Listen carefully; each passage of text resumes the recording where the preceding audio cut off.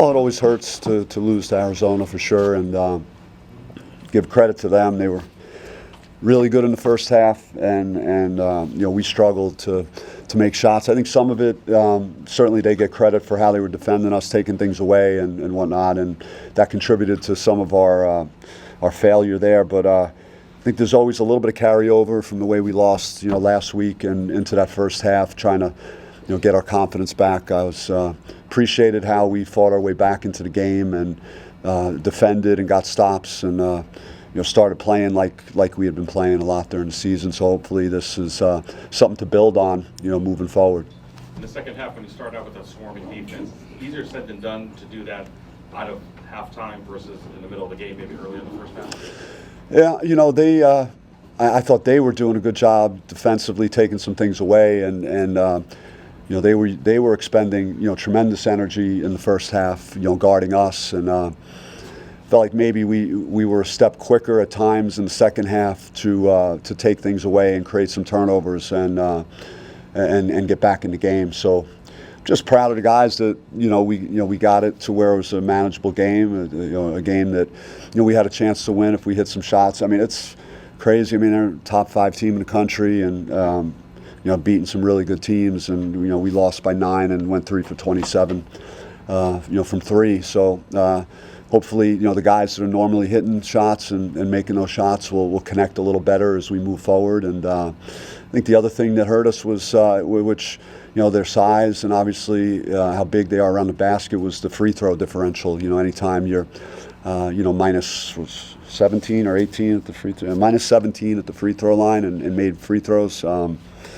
It's hard to overcome that, because we made 5 more shots in the game from the field than they did. Coach, I know you talked about obviously their length before the game, but it seemed like in parts of the first half in their half-court defense, they were coming out way beyond the three-point line, almost kind of daring you to go. What were some of the challenges to get the ball into the post? They were switching some things and jump switching with some guys, and we tried to get, we got Frankie, off the back cut right away to start the second half, and we were encouraging our guys in the adjustments that we made to look to negate those type of overplays with some cutting off the ball, and I think that was helpful.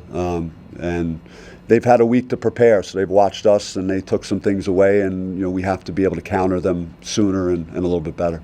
Coach, what can you say about the minutes that Duke got tonight? I loved the way Duke played, and that was the one area of the game that we won in the first half was the hustle game. I think we had 9 offensive rebounds at halftime, and he was had 6 and 6. So for a freshman to play that way when things were not going well, it just says a lot about him. He's just puts his head down and plays hard, and really happy for him as a freshman in a rivalry game to play that well, especially early in the game. How do you feel about the flow of the offense and the shot selection?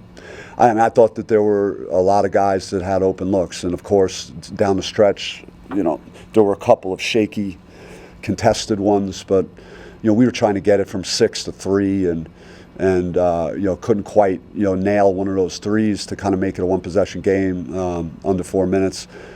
The other thing is we didn't do a great job at times in transition in the second half. I was stuck on 52. I was like 59, 52 forever, and like we had a few opportunities in the open court, and we just threw some suspect passes. So just got to make sure we make good decisions. Playing a team like this, you can't afford to do those things. How much of a factor was the foul trouble in the second half? Yeah, man, it's big. Frankie's foul on the baseline, man, down there was, that's his 4th foul, and